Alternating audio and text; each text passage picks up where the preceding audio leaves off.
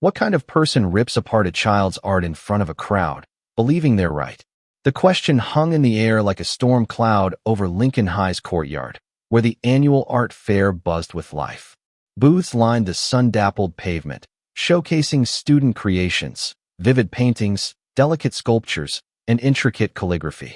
Among them stood Lynn Gwynn, 16, her heart pounding as she unveiled her project, a meticulously inked scroll, its black characters flowing like a river across creamy rice paper. It wasn't just art. It was her great-grandmother's poem, a family heirloom passed down through generations, a whisper of Vietnam's past carried to America. Lynn's hands trembled as she pinned it to the display, her pride mingling with nervous hope. She'd spent months perfecting each stroke, honoring her heritage. The crowd murmured approval, their voices a soft hum of admiration. But then, a shadow fell across the booth. Karen Mitchell, the HOA president known for her iron grip on neighborhood aesthetics, loomed with a scowl. Her blonde bob was immaculate, her arms crossed, her eyes narrowed at the scroll like it was an offense to her sensibilities.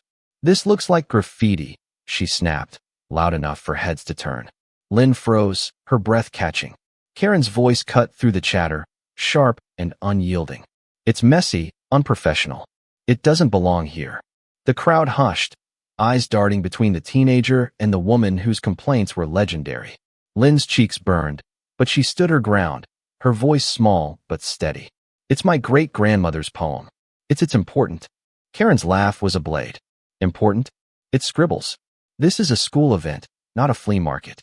Before Lynn could respond, Karen reached forward, her manicured nails snagging the scroll's edge. With a single, deliberate yank, she tore it from the board.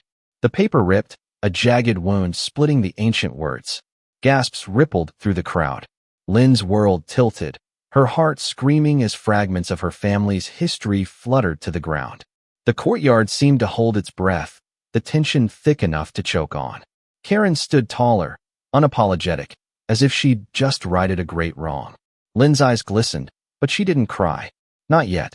She knelt, gathering the torn pieces, her fingers trembling with a fury she didn't know she could feel.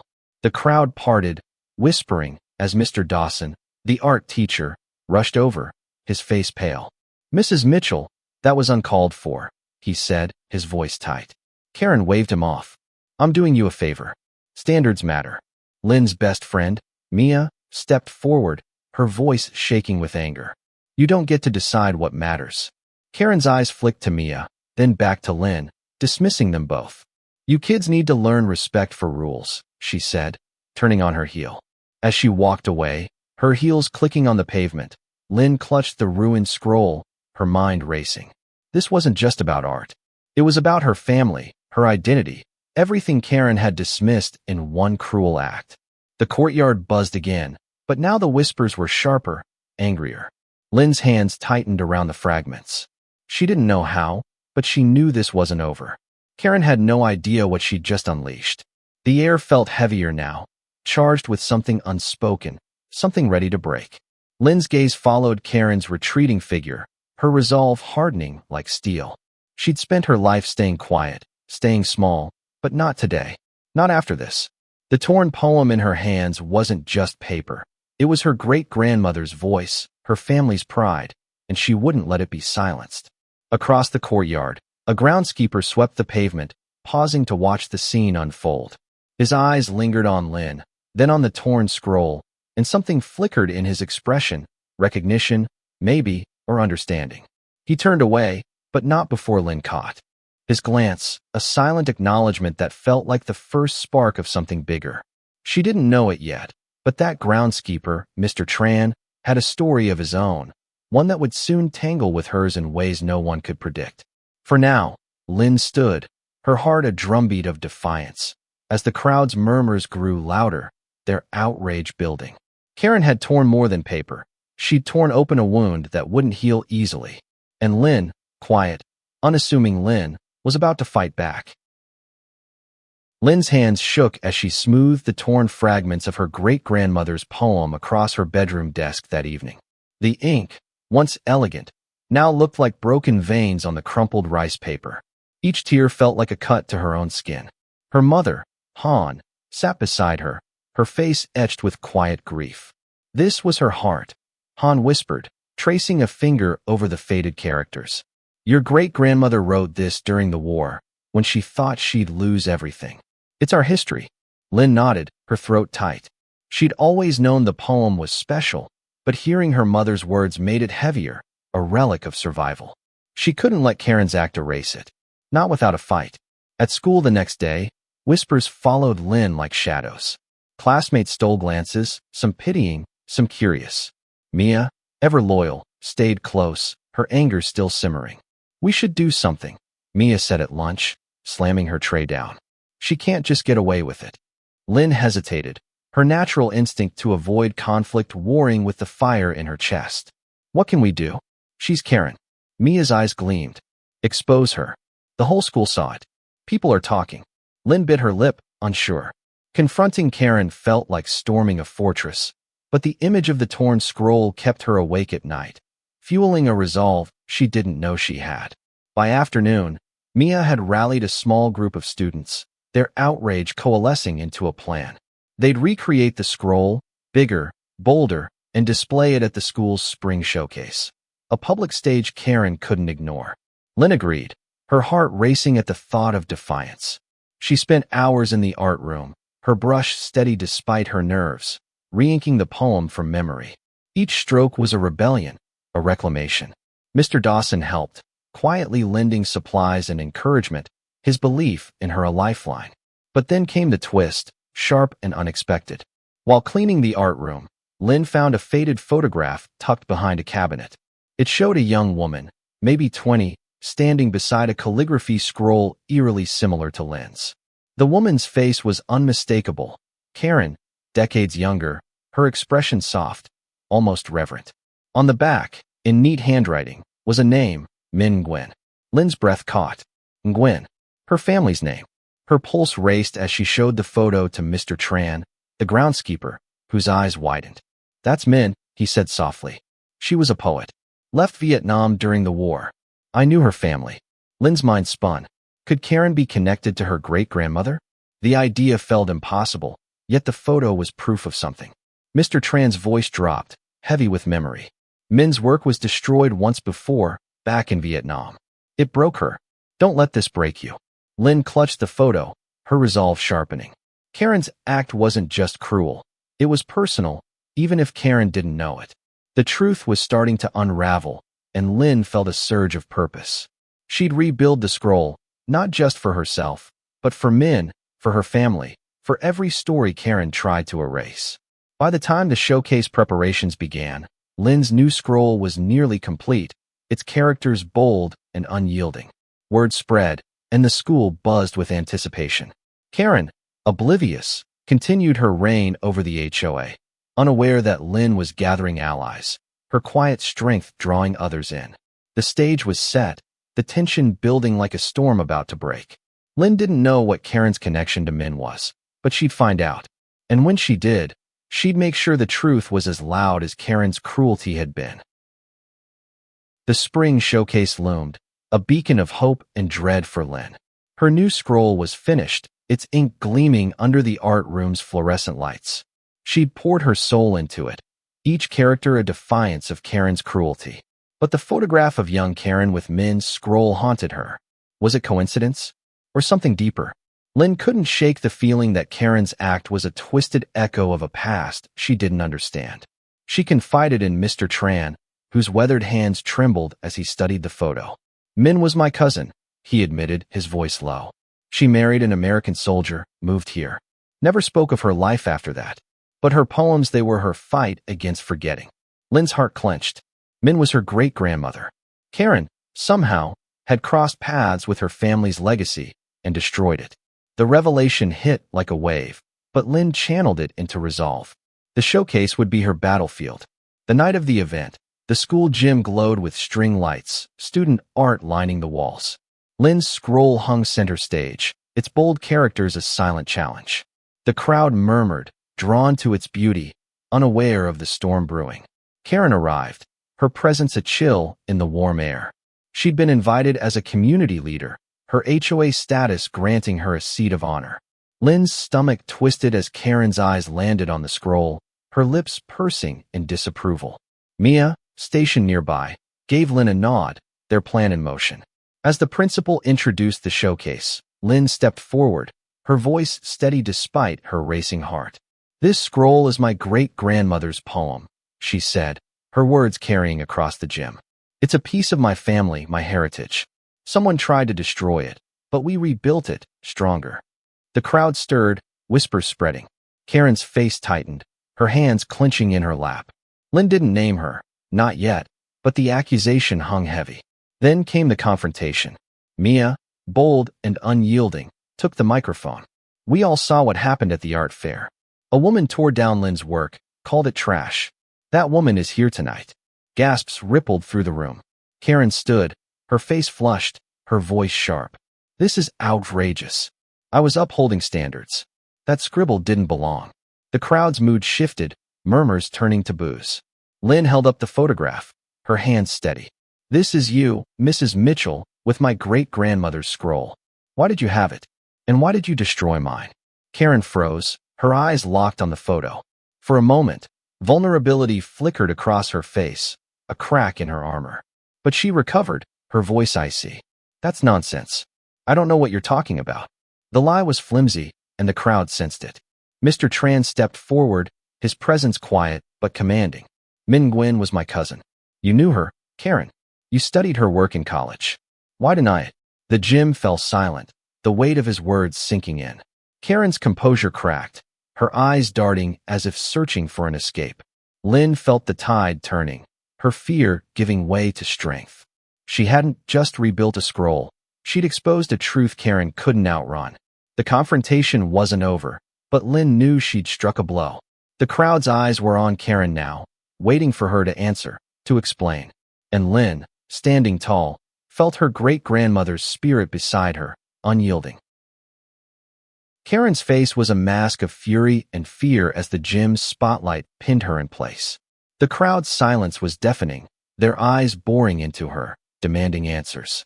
Lynn stood firm, the photograph trembling slightly in her hand, its faded edges a bridge to a past Karen couldn't deny. Mr. Tran's revelation had shifted the air, turning whispers into a collective demand for truth. Karen's voice, usually commanding, faltered. "This is absurd," she stammered, her hands gesturing wildly. "I don't owe anyone an explanation. That girl's display was inappropriate, and I acted for the community's sake." But her words rang hollow, and the crowd's murmurs grew hostile. Lynn's heart pounded, but she stepped closer, her voice clear. "You didn't just tear my work. You tore my family's history. Why?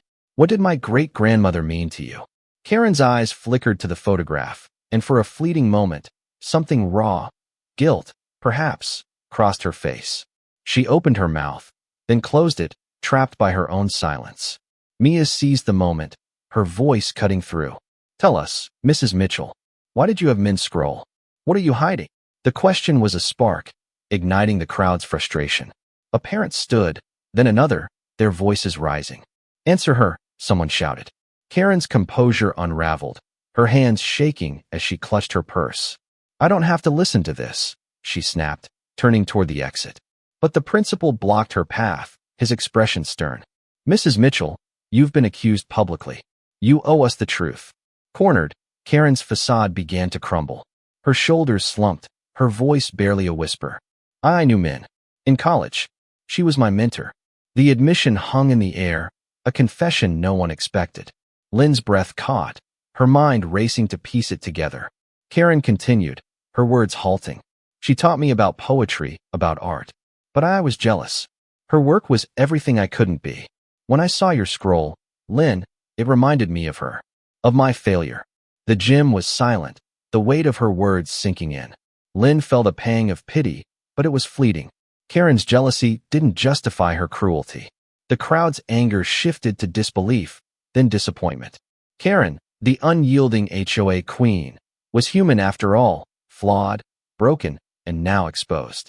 As she stood there, stripped of her authority, Lynn felt no triumph, only a hollow ache.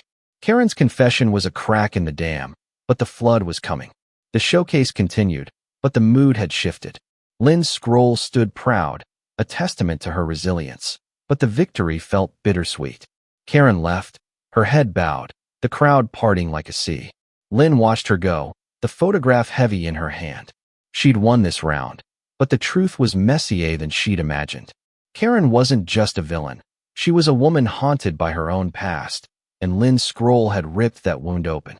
As the night ended, Lynn stood by her display, Mr. Tran at her side. "You did what men couldn't," he said softly. "You made them see." Lynn nodded, but her heart was heavy. The fight wasn't over. Karen's confession was only the beginning, and Lynn knew the real battle was still to come. The aftermath of the showcase left Lincoln High buzzing with tension. Karen's confession had spread like wildfire, whispered in hallways, debated in classrooms. Lynn's scroll, now a symbol of defiance, drew crowds to the art room, where it hung under protective glass. But Lynn felt no peace. Karen's words, her admission of jealousy, her connection to men, gnawed at her. There was more to the story, and Lynn needed to know it. She spent days digging, poring over her great-grandmother's journals, yellowed pages filled with poems and memories. One entry mentioned a student, an American girl named Karen, who'd begged to learn calligraphy, but left abruptly, bitter and resentful. Lynn's heart sank. The pieces fit, but they didn't heal the wound. Karen's act wasn't random. It was personal, a decades-old grudge against men's legacy. Lynn shared her findings with Mia and Mr. Tran, who urged her to confront Karen again, this time privately. "She's falling apart," Mr. Tran said, his eyes heavy. "The HOA is turning on her. This is your chance." Lynn hesitated. Confronting Karen again felt like stepping into a lion's den, but she couldn't let the story end with half-truths. She tracked Karen down at the community center, where the HOA held its meetings. The room was empty, save for Karen, hunched over paperwork, her face drawn. Lynn's presence startled her, and for a moment, neither spoke. Then Lynn set the journal on the table, open to Min's entry. "You knew her better than you said," Lynn began, her voice steady. "Why did you hate her so much?" Karen's eyes flicked to the journal, then away, her hands trembling. "I didn't hate her," she whispered. "I wanted to be her. But I wasn't good enough. She was untouchable." Lynn's anger flared, but she held it back. "So you tore my scroll because it reminded you of her? Of your failure?" Karen's silence was answer enough. The room felt smaller, the air thick with unspoken regret. Lynn pressed on.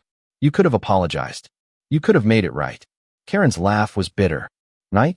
I've spent my life trying to control everything. My neighborhood, my image. I thought I could control this too." Her voice broke, and Lynn saw it. The collapse of a woman who'd built her life on pride, now crumbling under its weight. The HOA had stripped Karen of her presidency, the community's trust gone. Her reign was over, and Lynn's scroll had been the catalyst. But Lynn didn't feel victorious. She felt the weight of Min's legacy, the pain of a family story nearly lost. "You can't erase us," Lynn said softly, taking the journal back. "Not Min, not me." Karen nodded, tears in her eyes, but Lynn didn't stay to see them fall. She walked out, the journal clutched to her chest, feeling both heavy and free. The truth had broken Karen, but it had also freed something in Lynn, a strength she hadn't known she carried. The school rallied around her, the scroll now a legend, but Lynn's fight wasn't for glory. It was for Min, for her family, for every voice Karen had tried to silence. And as she stepped into the sunlight, she knew the story wasn't over yet. Weeks passed, and Lincoln High began to heal, but Lynn's heart still carried the weight of the truth. Karen's fall was complete, her HOA presidency gone, her reputation in tatters. The community whispered about her confession, her jealousy, her unraveling. Lynn's scroll, now framed in the school's main hall, was a quiet triumph, its characters a testament to resilience. But Lynn couldn't shake the question, what now? She'd exposed Karen, reclaimed her family's legacy, but the victory felt incomplete. Min's journals hinted at more. Letters, poems, a life Karen had touched but never fully understood. Lynn decided to dig deeper, driven by a need to close the circle. She found Mr. Tran in the school garden, tending to roses with a care that belied his gruff exterior. "There's something else," she said, showing him a letter from Min's journal, addressed to Karen but never sent. It spoke of forgiveness, of art as a bridge between worlds. Mr. Tran's eyes softened. "Min always believed in second chances," he said. Maybe that's what she'd want for her. Lynn wasn't sure she could forgive, but the letter stirred something in her. She tracked down Karen's address, a modest house now stripped of its pristine HOA-approved lawn signs. Karen answered the door, her face pale, her eyes hollow. "What do you want?" she asked, her voice brittle. Lynn held out the letter, her hands steady. "This was for you." From Min. Karen took it, her fingers trembling as she read. The words were simple but piercing. Min had seen Karen's talent, her pain, and had hoped to guide her, not outshine her. Tears streaked Karen's face, her defenses gone. "I didn't know," she whispered. "I thought she looked down on me." Lynn's throat tightened. "She didn't. She believed in you." The moment was raw, fragile, a bridge neither had expected. Karen's shoulders shook, her pride shattered, but Lynn didn't stay to watch her cry. She'd done what Min would have wanted, offered a chance, not a punishment. Back at school, Lynn shared the letter with Mia and Mr. Dawson, who listened in quiet awe. "You're stronger than I could have been," Mia said, her voice thick. Lynn shook her head. "It's not about strength. It's about her." Min. The school year ended with the scroll as a centerpiece of the graduation ceremony, a symbol of art's power to endure. Lynn stood beside it, her heart full but heavy, knowing she'd carried her great-grandmother's voice into the light. Karen didn't return to the school, but word spread that she'd started volunteering at a community art center, teaching calligraphy to kids. It wasn't redemption, not fully, but it was a start. Lynn felt a flicker of hope, not for Karen, but for the idea that broken things could mend, even if slowly. The scroll, the letter, the truth, they'd changed more than Lynn expected, and she knew Min would have been proud. Summer arrived, bathing Lincoln High in golden light, but Lynn's journey lingered in the school's halls, a story etched into its walls alongside her great-grandmother's scroll. The calligraphy, now a permanent fixture, drew visitors from beyond the school, parents, artists, even strangers who'd heard of the girl who stood up to a tyrant. Lynn, now 17, felt the weight of their admiration, but it was Min's legacy that grounded her. She spent her days reading Min's journals, each poem a window into a woman who'd faced war, loss, and exile, yet never stopped creating.